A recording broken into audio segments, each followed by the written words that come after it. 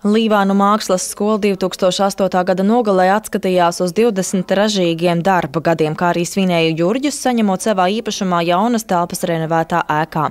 Jubilejas svinības tika ievadītas ar skolas pedagogu un absolventu darbu izstādes atklāšanu izstāžu namā.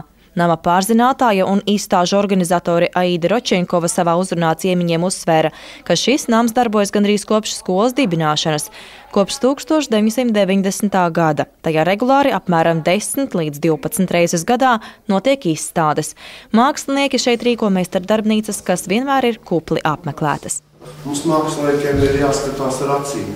Mēs nevaram pētīt tikai katalodziņus un bērniem acīm pasakciņus. Mums gribās redzēt to reāli dzīvē, kā ir, un tāpēc mums jābraukā vienam pie otra un jāpērta darbi.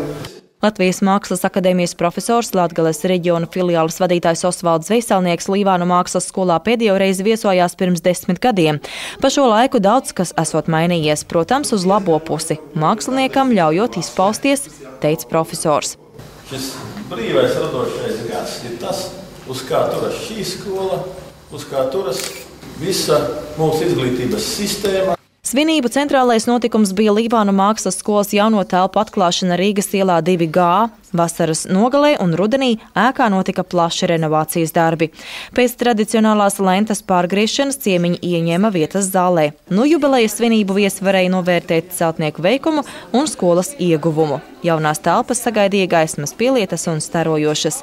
Izskanēja Latvijas valsts himna, pēc tam skolas darbinieku saime un ciemiņi varēja noskatīties Vidusdaugavas televīzijas sagatavoto filmu Līvānu mākslas skolai 20, kas sniedza plašu ieskatu skolas vēsturē un ikdienā.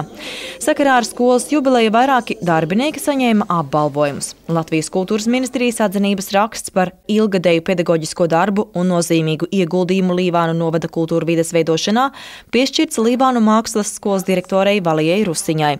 Kultūras un radošās industrijas izglītības centra atzinības raksti par ilgadēju, radošu un kvalitatīvu pedagoģisko darbu tika pasniegti pedagoģiem Olgai Ļvovai un Sandrai Vigulei. Rajona padomes atzinības rakstus saņēma skolas pedagoģis Olga Ļvova, Biruta Lāčkāja, grāmatvede Jolanta Iljānova, tehniskā darbiniece Janīna Plociņa, sētniece Zita Neidzgale. Skolas saimes veica pašvaldību pārstāvji un pārējie ciemiņi. Svinīgā pasākuma nobeigumā skolas direktora Valija Rusiņa pateicās svētku viesiem par labajiem vēlējumiem.